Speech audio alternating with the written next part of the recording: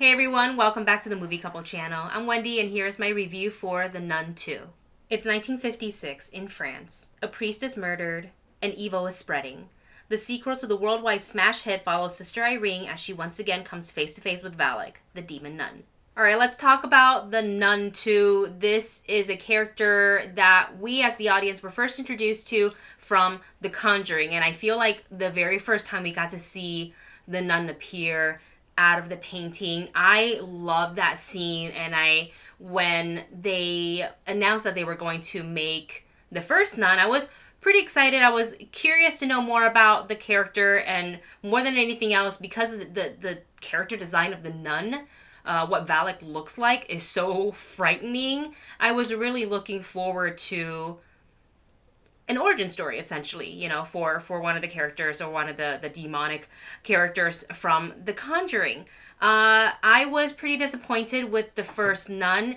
It was very heavy in lore, which is fine, but it slowed down the movie to the point I never really felt nervous or scared. And I feel like when it has to do with like nuns and churches and stuff like that scare formula is kind of built in. It can be so creepy, and it never was. And so I was actually a little surprised that they were making a Nun 2. Nonetheless, here we are. So I went in, not gonna lie, expectations were kind of low considering how I felt about the first movie.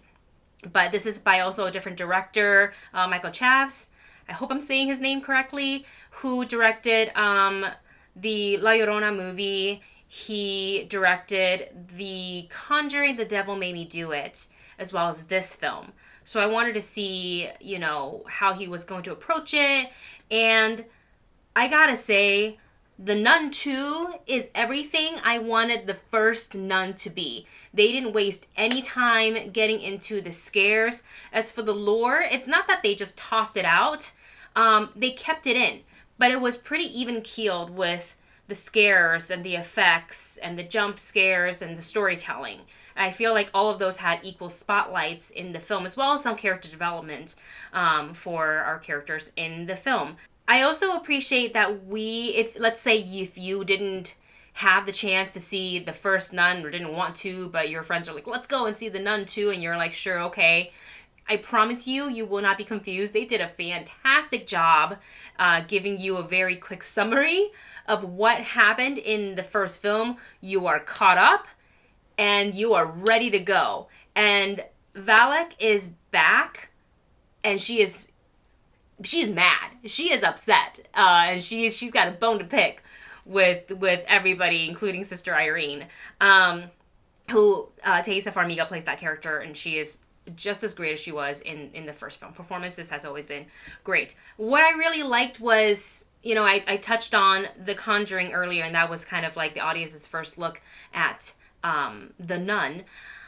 And the way she appeared out of the painting, I thought was so cool. And they didn't really utilize that in the first film. Let me tell you, there's so many different and creative ways that the nun would appear in the scenes.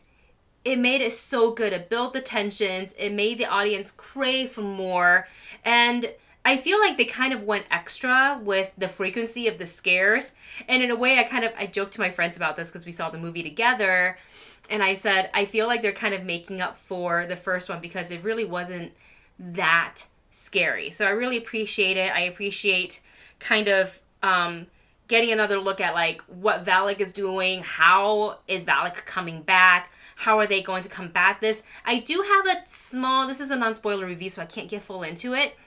But there is a continuity issue that I noticed towards the end with one of the characters. If you've seen The Nun, if you've seen The Conjuring, I think you'll know what I'm talking about. It kind of made me like scratch my head a little and wondering how it ended this way for a certain character. Unless we are getting The Nun 3, then that would explain it.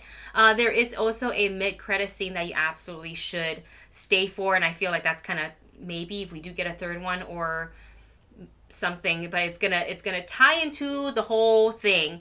So I actually really enjoyed this one, and for horror movies, I feel like it's most effective in a theatrical setting, you're in the dark theater, the sound is pumped up, everybody else is really, scared around you, so it kind of sets the mood. So for my rating for The Nun 2, it is catch it at a matinee. Alright, you guys, that is it for me on this non-spoiler review for The Nun 2. Let me know your thoughts in the comment section below. Thank you so much for watching. Don't forget to like, share, and subscribe, and I'll see you in the next one.